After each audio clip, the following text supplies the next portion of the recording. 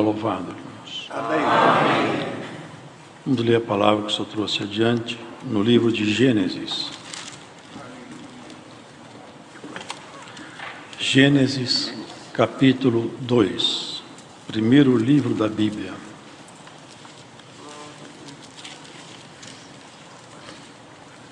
A partir do versículo 4. Formação do Jardim do Éden.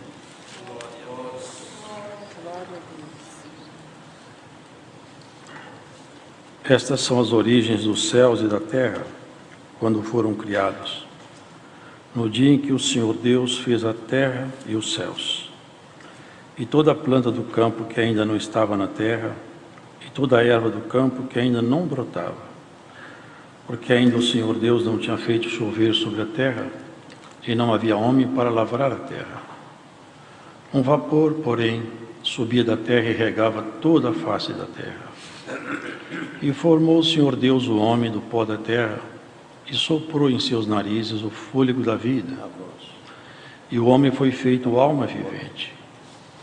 E plantou o Senhor Deus um jardim no Éden, da banda do Oriente, e pôs ali o homem que tinha formado.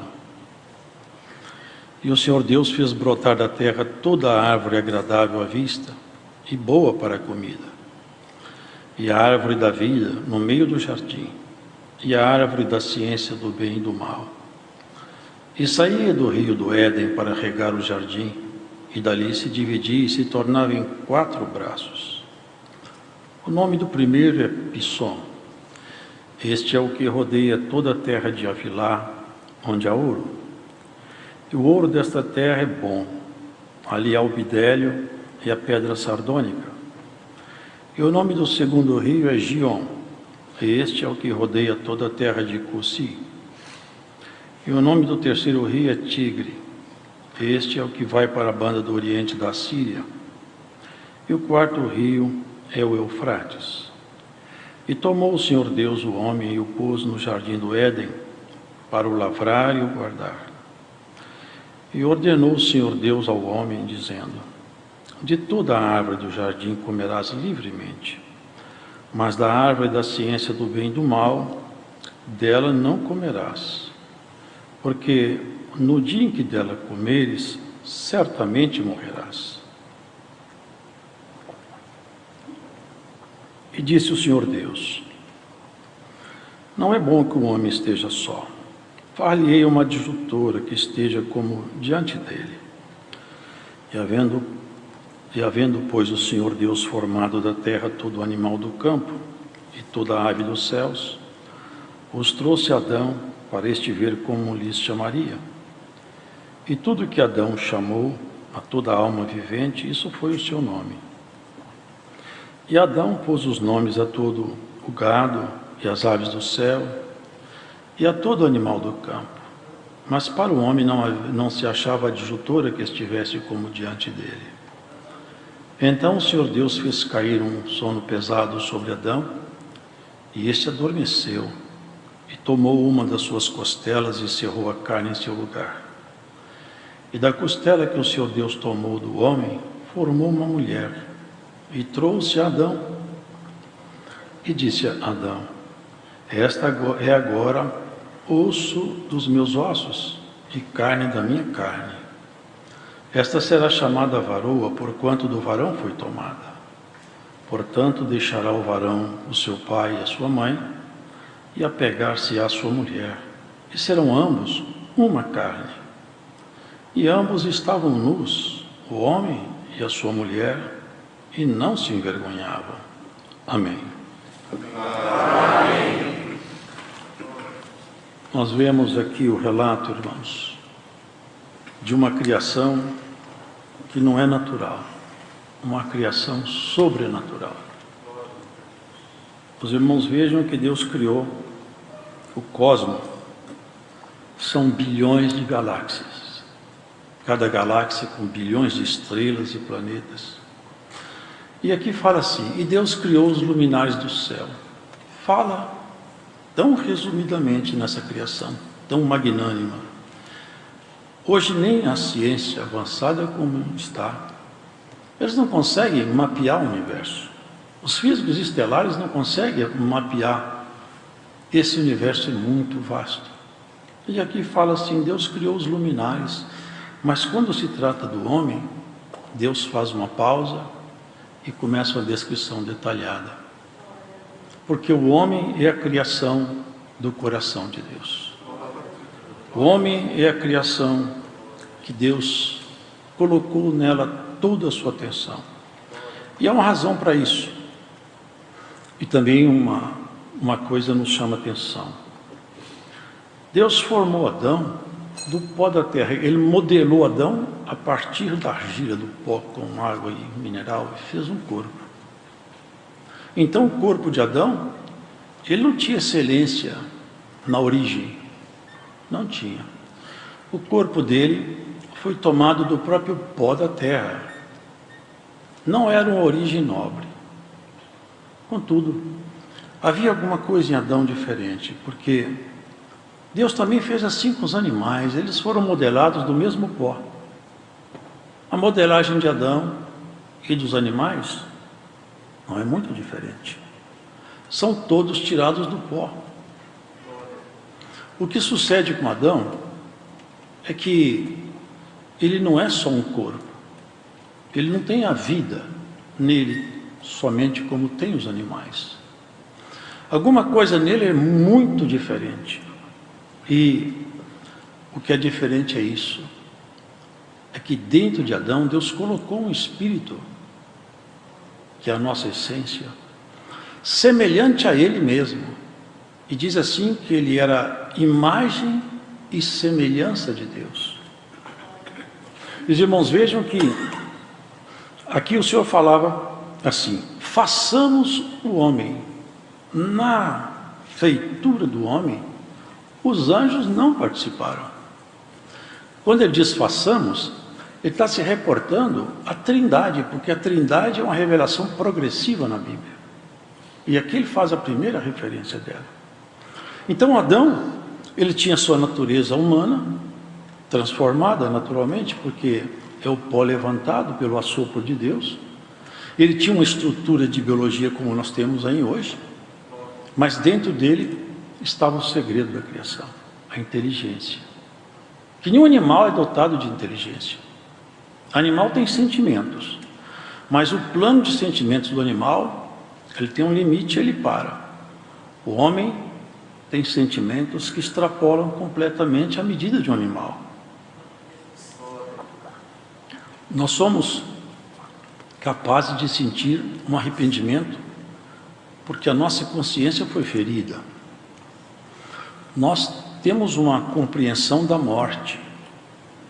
Nós entendemos um pouco sobre a eternidade.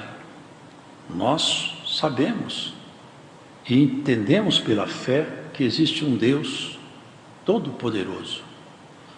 Os animais não podem entrar nessa esfera de conhecimento. Então o homem, ele é um patamar completamente distinto. E o homem não foi, nunca, jamais foi resultado de evolução nenhuma. O homem foi criado como homem desde o princípio. Ele foi criado assim, a imagem e semelhança de Deus. A imagem e semelhança de Deus, ela não pode ser desfeita num assopro. Portanto, aqui nessa criação, tudo ia bem. Tudo ia muito bem. Agora Deus, Ele tem projetos que a nossa razão não pode imaginar. Irmãos, Deus traça caminhos que o homem não tem competência de avaliar, nem os anjos têm. O Senhor fala que acha loucura até nos anjos. Por quê? Porque Ele é infinito. É o único ser que esse adjetivo cabe nele. Ele é infinito. Ele não tem restrições. Nem os céus dos céus podem conter nosso Deus.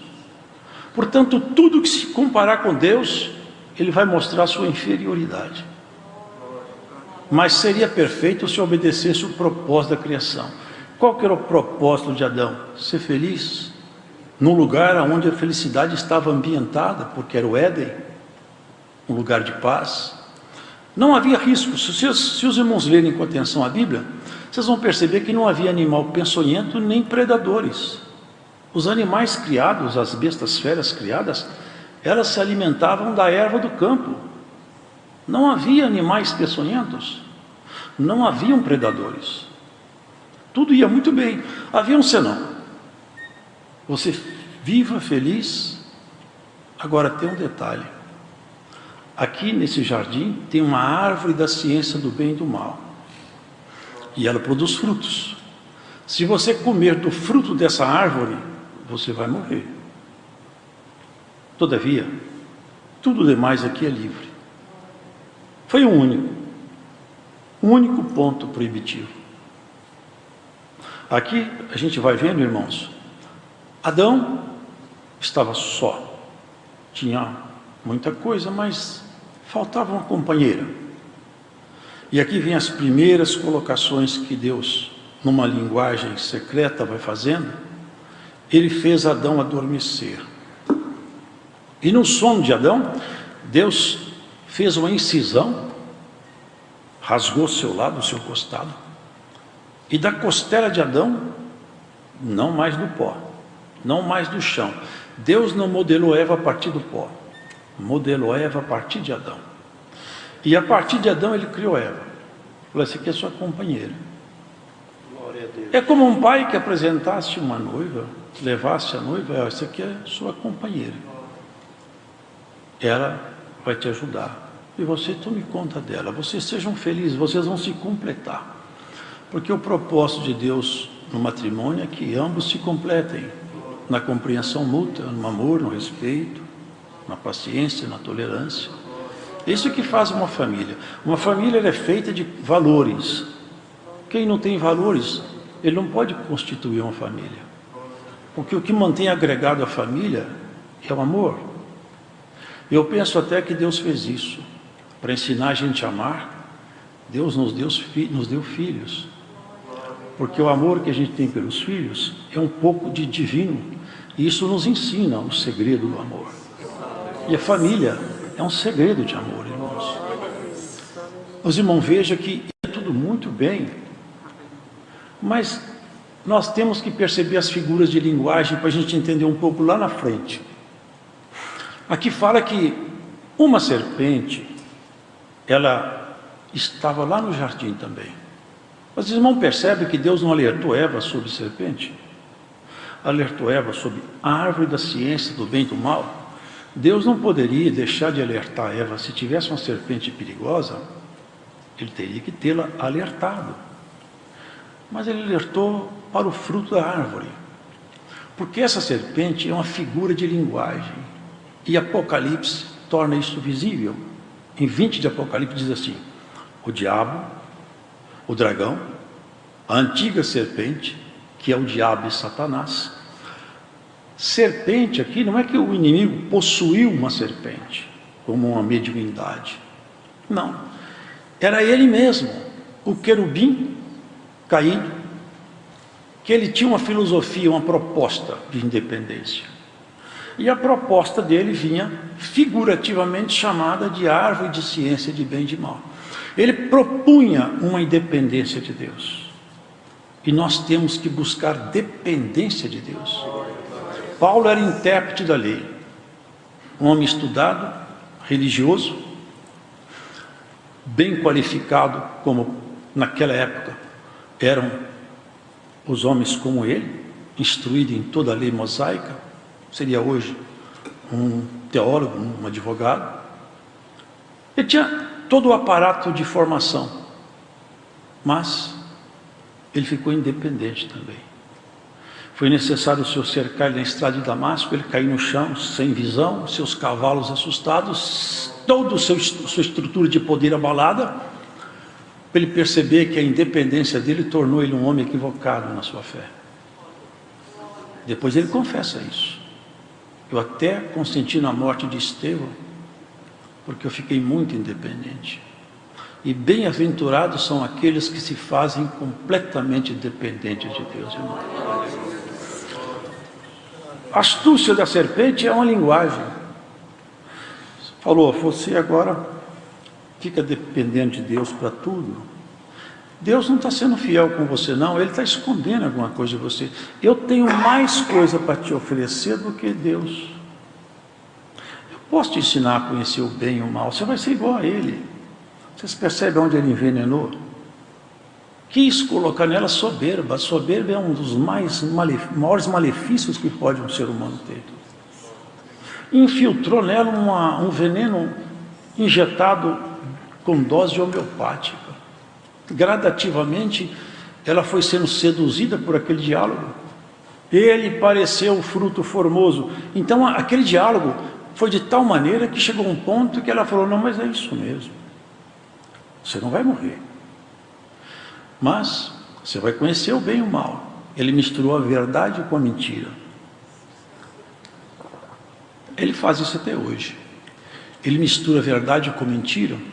E quando você bebe um copo com um pouco de veneno, você está envenenado, ainda que o resto seja só água. E é o que ele fez com ela.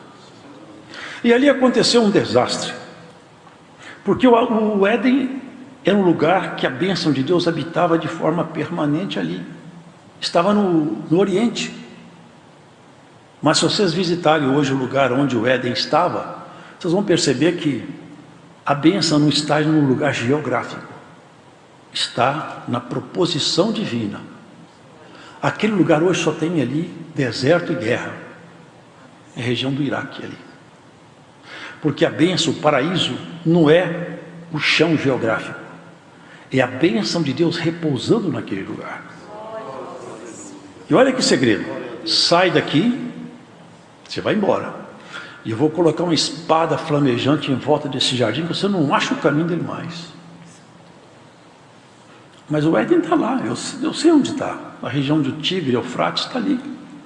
Mas o Éden não está ali mais.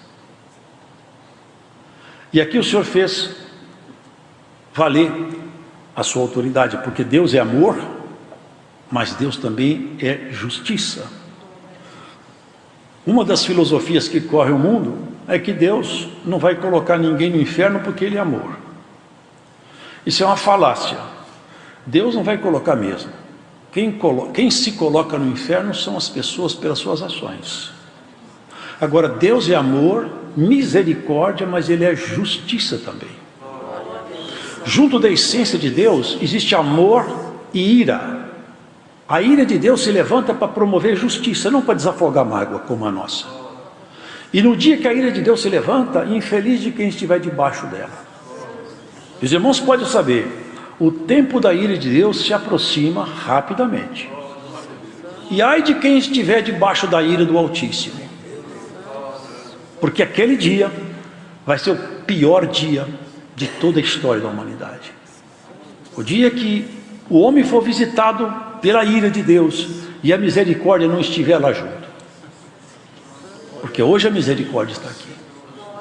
E Deus fez anúncios. Maldita é a terra por sua causa. Se você tiver dúvida que a terra está amaldiçoada, compre um jornal amanhã cedo. Lê as notícias lá. Porque as notícias dos jornais dão um testemunho vivo que a terra foi amaldiçoada. Tudo que se passa aqui são trevas sobre trevas e desmandos sobre desmandos. Mas como a misericórdia de Deus ainda não se apartou, as sentenças foram distribuídas, irmão, já sabe, para nós chegar no outro ponto. Você vai rastejar sobre o seu ventre, falou para a serpente. Você vai comer do pó. Todos vocês sabem, serpente não come pó. Serpente se alimenta de outros pequenos animais. Mas naquele tempo não. Naquele tempo não tinha serpente se alimentando de animais, porque todos os animais alimentavam-se de erva do campo. Pode ler aqui. Essa linguagem é completamente figurativa. Por que serpente? Porque as duas presas da serpente inoculam veneno. E Eva e Adão foram envenenados num plano horizontal e num plano vertical. Num plano horizontal, porque o envenenamento do pecado trouxe um problema tal que hoje o homem não sabe viver com o homem. É uma briga, é ciúme, é inveja, é assalto, é roubo, é droga, é prostituição, é traição. Por quê? O homem foi envenenado no plano horizontal, na relação do homem com o homem, o veneno corre livremente desde que Adão caiu. E envenenou o homem no plano vertical, porque ele ainda começou a desafiar Deus. Caim falou: eu sou porventura guardião de meu irmão. E matou Abel. o veneno correu. Por isso que Romanos fala, o pecado entrou em Adão, mas ele passou para nós, é por isso que nós morremos. E foram tantos pecados. E ali o Senhor falou para a serpente, você vai comer do pó. O pó levantado é o homem. Todos os espíritos caídos só se alimentam do pecado. Eles não têm prazer em nada que seja santo ou limpo. Eles só podem se alimentar de pecado. Todo pecado, toda prática pecaminosa é alimento de espíritos caídos. Eles vivem rastejando sobre o pó levantado que é o homem. Vocês podem ver que os homens fazem coisas bárbaras, que a gente olhando fala, como que um ser humano faz isso? Eles estão possuídos de um sentimento horrível. Claro que são esses que não se deixaram ouvir ou admoestar pela palavra de Deus. E seguindo, ele falou para Eva, sentenciou a Eva, falou: Adão, você não tinha que trabalhar.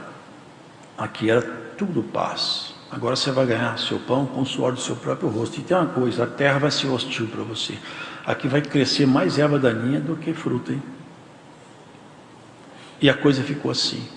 Mas Deus teve misericórdia. Foi, essa serpente vai te procurar outras vezes e ela vai te morder o calcanhar. Mas olha, a mulher vai pisar na cabeça dessa serpente e vai acabar com ela. Você sabe por que ele falou, a serpente vai morder seu calcanhar? Porque o calcanhar é a base de apoio do corpo, é o ponto de contato com o chão. Ou seja, o inimigo vai comer do pó, ele vai te procurar aonde você apoia no chão, na terra.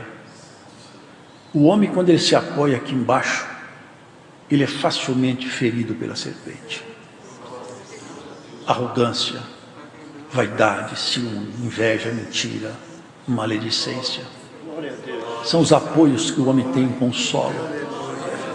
Por isso que a terra está multiplicada de iniquidade. Chegou um caso tão grave que Deus, olhando do céu, falou assim: eu não suporto mais isso aqui, eu me cansei.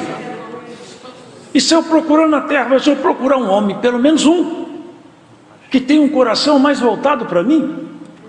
E ele achou Noé. Noé, eu vou destruir todo mundo.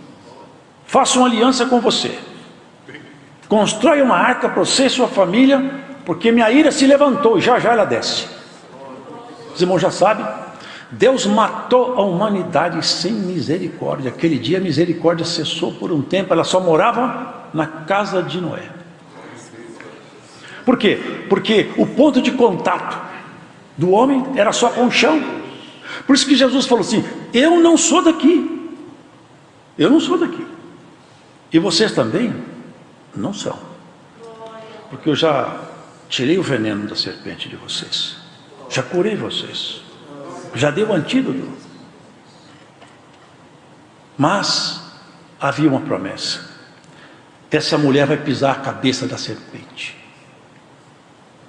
E o tempo passou, só que o inimigo sabia: vai se levantar de entre os homens alguém que vai me derrotar. E todas as vezes que ele via um movimento novo, ele fazia o que ele faz sempre: mata, rouba e destrói. Vocês lembram o tempo de Moisés? Moisés ia nascer, ele começou a matar os meninos dos hebreus, mata todas as crianças, porque ele farejava que a mão de Deus chegava para fazer uma libertação. Com Jesus foi a mesma coisa, nosso Senhor mata todas as crianças. Cumpriu-se a profecia, em Ramá ouviu-se um pranto e um choro, era Raquel chorando pelos seus filhos. Tentou matar, mas uma coisa é certa: tudo que Deus determina, não há quem possa revogar.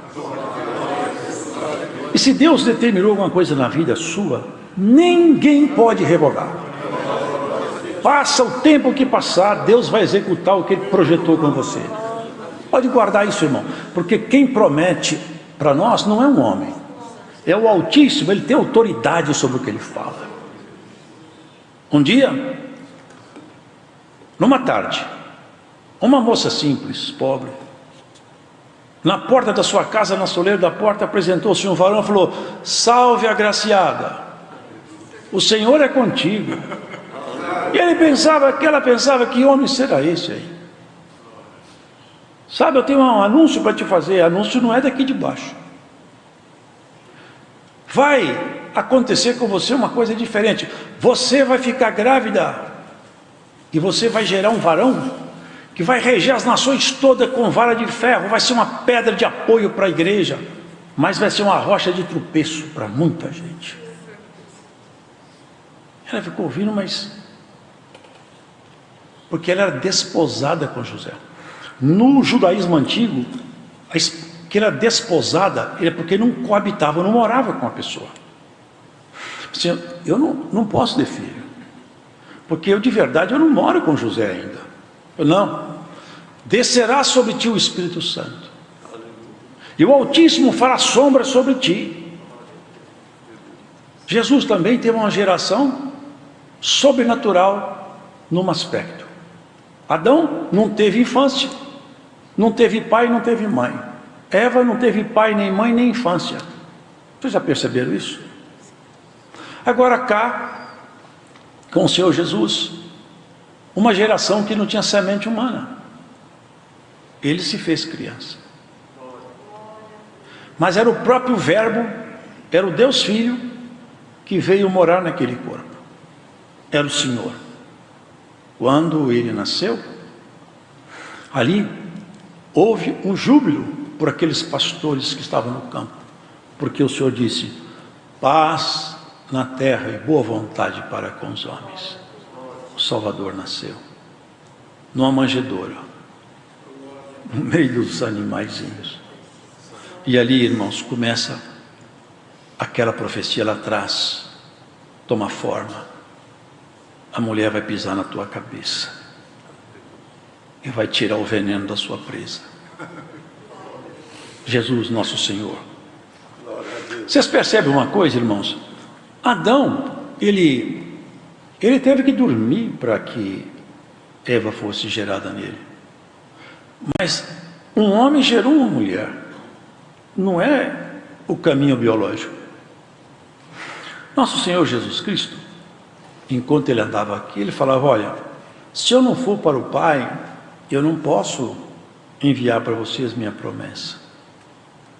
Mas quando chega lá, eu cumpro aqui embaixo, porque é mais ou menos assim. Não sei se vocês lembram aquela parábola do credor incompassivo. Ele devia ao seu senhor alguma coisa como 10.000 talentos. Só para os irmãos terem uma dimensão, é uma ideia da parábola. Um talento equivale a 6.000 dracmas, o denário. Uma dracma, um denário, é um dia de trabalho. Ele devia 10.000 talentos. Vezes 6.000, são 60 milhões de denários. 60 milhões de dias de trabalho. Quando que ele pagaria isso? Nunca. A dívida dele era impagável. E ele, humilhando, o Senhor perdoou a dívida dele. Isso era de uma pessoa só. Quando o credor perdoa, a dívida cessa. Agora, a multidão de dívida da humanidade é sem limite, irmãos. Não há ninguém que... Se alguém fala assim, ele viveu 1000 anos fazendo coisa boa, 1000 anos, são 1000 dias. Ele tem que viver 60 milhões de dias para pagar a conta. Se ele viver 1000 anos praticando obra boa, ele vai para o inferno. Vocês entendem isso? Que nós não podemos ser salvos pelas nossas obras, e não há hipótese alguma que isso possa ser verdade. Só tem uma obra capaz, competente, para nos tirar do inferno e da morte. É a obra de Jesus Cristo na cruz. Nós só podemos ser salvos pela fé, não há condição alguma de nós ser salvos de outra forma. Por isso que todos os caminhos filosóficos que têm de fazer o homem se aperfeiçoar, se auto-aperfeiçoar, são caminhos de engano, e a serpente inoculando o seu veneno outra vez. Nós só podemos chegar a Deus pela única porta que dá acesso a Ele, e o nome dela é Jesus. Ele falou: ninguém vem ao Pai. Era falar vem, não fala vai. Vem, porque Ele e o Pai são um. Ninguém vem ao Pai se não for por mim. Eu sou porta de entrada. Bom, entende, irmãos? É um caminho, e o Senhor foi traçando o seu plano, executando a sua obra, realizando os seus feitos. Uma simplicidade E uma arma desconhecida também, porque ele era irritado, provocado. Vocês lembram? Eles faziam um teste com ele toda hora. Uma ocasião cercaram ele, querendo saber se podia pagar tributo ou não. Era hipocrisia deles. Eles queriam que Cristo falasse, não paga tributo. Eles levariam para Roma, ó, ele está fazendo a rebelião. Se falava, paga tributo, assim, ó, o Messias seu está mandando pagar tributo a Roma. Os judeus odiavam isso aí. Ele ficou numa chamada, num dilema. E ainda foram bastante hipócritas. Nós sabemos que o Senhor não mede nada pela metade, não se deixa levar por medo de ninguém, é um homem muito justo. É certo pagar tributo a César? Porque, não sei se os irmãos sabem, as moedas eram sempre cunhadas com deuses pagãos. E a moeda que eles pagavam ali era moeda, tinha o César cunhado nela.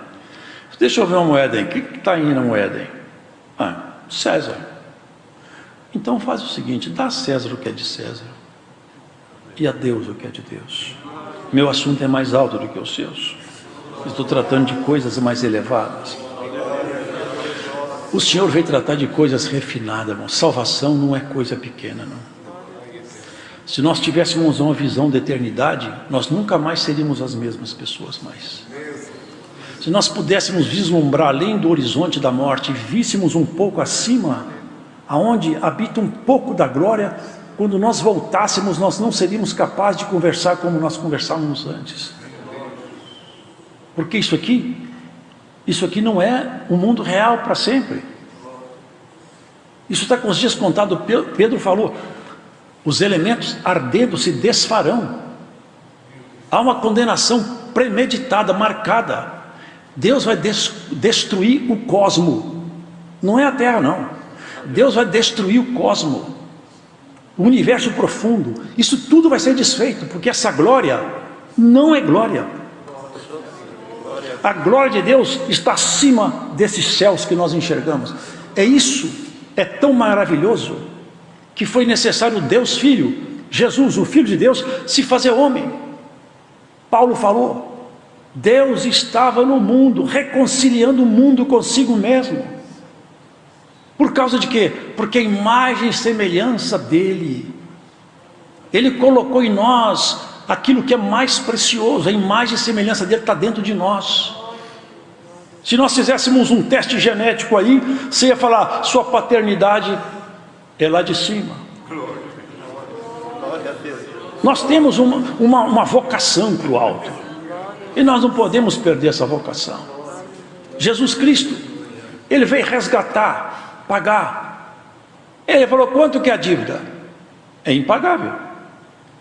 Nessa parábola vocês veem, você pensou, irmãos, milhões de dias de trabalho, só se podia pagar trabalhando, era impagável. Agora, imagina a humanidade toda, qual o preço disso?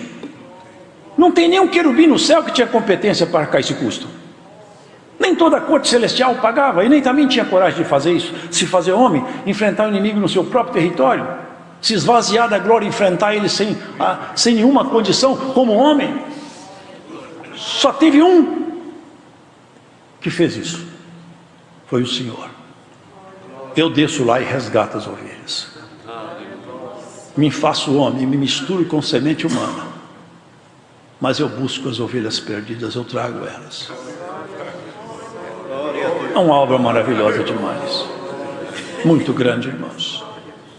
Mas para essa obra ser consumada, eu tinha que pagar a conta. Mas a conta era alta demais. Eu não sei se os irmãos sabem, mas só se expia pecado por sangue.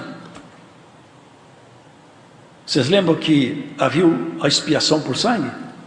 Para expiar um pecado é preciso que o sangue seja derramado. O sangue é vida. Se derrama a vida para pagar o pecado. E mesmo assim, aquela pessoa que praticou aquele ato ali, que uma liturgia, fica vazia, porque logo ali na frente ele peca outra vez, porque não purifica a consciência. Sangue de touro, de novilho, não purifica a consciência. Cristo, ele veio como cordeiro. Só, o meu sangue, eu vou derramar ele por todos que acreditarem em mim. Mas Deus não morre, Deus não pode morrer. Deus não dorme, Deus não pode dormir. Mas Deus estava em Jesus. Jesus era filho de homem. Deus não. Deus sempre existiu. Mas Jesus não. O homem Jesus nasceu de Maria. Mas como Deus morava dentro do corpo de um homem, aquele sangue tinha o preço da eternidade. Porque ele nunca conheceu o pecado. Ele se fazendo homem, ele se deixou, colocou-se diante de todos os poderes caídos, nunca conseguiram tirar dele uma palavra bruta, um desequilíbrio espiritual ou psicológico. Até teve um certo homem estudioso que se converteu estudando o caráter de Jesus, porque ele procurava nele essa janela matadora, janela killer, que as pessoas têm quando fica no estresse limite, ele fala o que não pode e perde a compostura. Jesus sempre brando, calmo, ele não perdia, não revidava.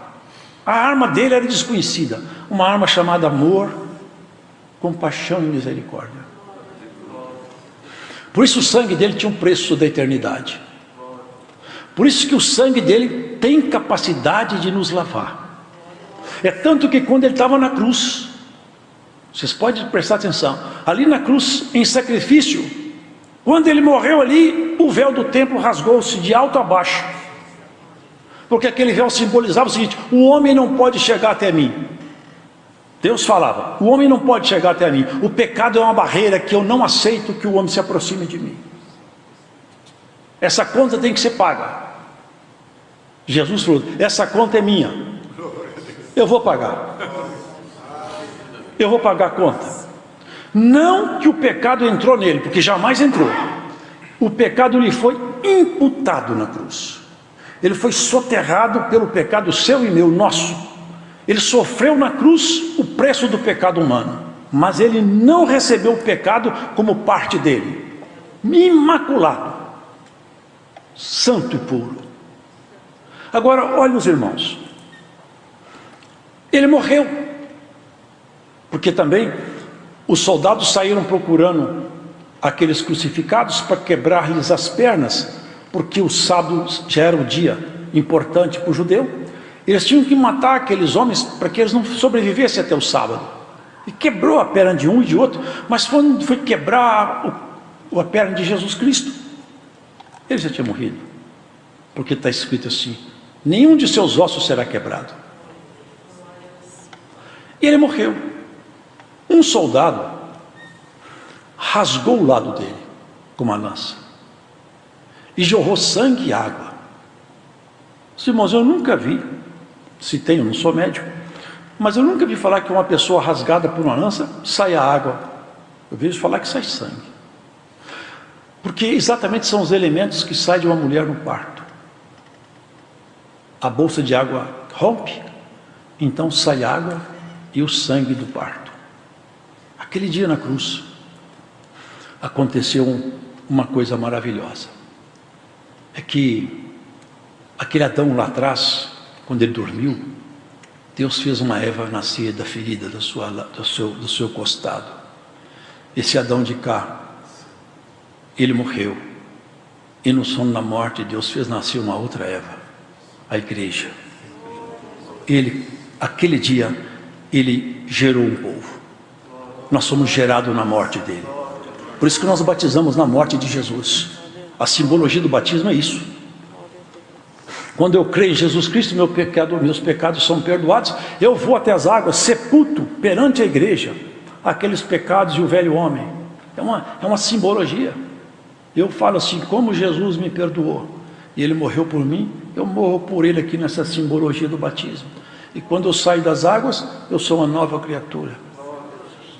O Senhor Jesus Cristo fez ali aparecer essa Eva nova. Fez aparecer uma igreja para ser trabalhada, para ser aperfeiçoada. E o veneno dessa serpente não tem mais poder em nós. Porque se nós ficarmos dentro da palavra, nós somos imunizados contra esse veneno dessa serpente. Já temos em nós um soro, já temos uma vacina contra esse veneno. É só resistir tudo que ele tentar fazer conosco, ele não nos levará à queda mais. Se Adão saiu do Éden, levado por Eva, aonde está o Éden? Apocalipse, carta de Jesus Cristo à igreja de Éfeso, no final diz assim: ao que vencer, dar-lhe-ei de comer da árvore da vida, que está no paraíso de Deus. Vocês percebem que o paraíso não foi desfeito? Ele foi transmutado, ele foi colocado na dimensão onde ele vai ficar definitivo. Ele saiu dessa dimensão. Aquele que vencer, e a árvore da vida. A árvore da vida é a palavra de Deus. Quem comer da árvore da vida não morre mais. É por isso que nós ficamos imortais. Nós não vamos morrer mais, porque a palavra de Deus já está indo. O Senhor falou assim: vou fazer Adão sair daqui para ele não comer da árvore da vida e ficar eternamente em pecado, mas nós vamos ficar eternamente em santificação perante o Senhor. Agora, a missão desse Adão, porque o primeiro Adão foi feito alma vivente, o segundo Adão, espírito vivificante, vai fazer com que essa Eva aqui, ó, entre no paraíso. Agora vai ser uma entrada triunfal, porque lá não tem árvore da ciência do bem e do mal mais, o inimigo não está lá mais. Uma vez entrando dentro das recâmaras divinas, nunca mais sairemos. É olhar para trás e falar como falou o Senhor a Moisés: Moisés, ô Senhor, olha para trás, você está vendo esse povo te perseguindo, hein? Olha para eles, porque você nunca mais vai vê-los. Vou fechar as paredes de águas, e carros e cavaleiros, os principais oficiais foram esmagados por aquelas águas, e ficaram ali os destroços na beira do mar. Nunca mais nós sofreremos aflição, nunca mais teremos doença, angústia, nunca mais teremos tentação. E eis que esse dia se aproxima rapidamente, irmãos. Vamos purificar-nos a nós mesmos, tirar o nosso pé. O nosso apoio não está nesse chão, o nosso apoio está no Senhor. Paulo falou uma coisa, irmãos, que ele entendeu bem isso aqui, porque ele falou com profundidade. Eu não tenho competência de pensar por mim mesmo. Ele era um homem douto, não que tinha ficado tonto, não. Ele falou assim: eu aprendi agora a pensar no padrão de Deus, viver no padrão de Deus. Eu vou me colocar de tal maneira dependente dele, que o que ele falar comigo eu faço. Eu não quero nem saber o resultado, eu vou aonde ele mandar. O que ele mandar fazer eu faço. Vocês lembram quando ele estava na praia e eles falaram, um homem chamado Ágabo, que tinha o dom da profecia, amarrou nas suas mãos a cinta de Paulo e falou: Paulo, assim diz o Espírito Santo ao dono desse cinto, assim te farão em Jerusalém. Eles começaram a chorar. Falaram: Paulo, não vai lá, porque esse homem, nós conhecemos a idoneidade dele, ele é um homem santo, ele está falando pelo Espírito de Deus. Eu sei, mas eu estou preparado não é para ser preso, eu estou preparado para morrer. Eu já entendi a minha missão. Será que nós entendemos a nossa missão? Glória a Deus. Será que entendemos para que nós estamos aqui?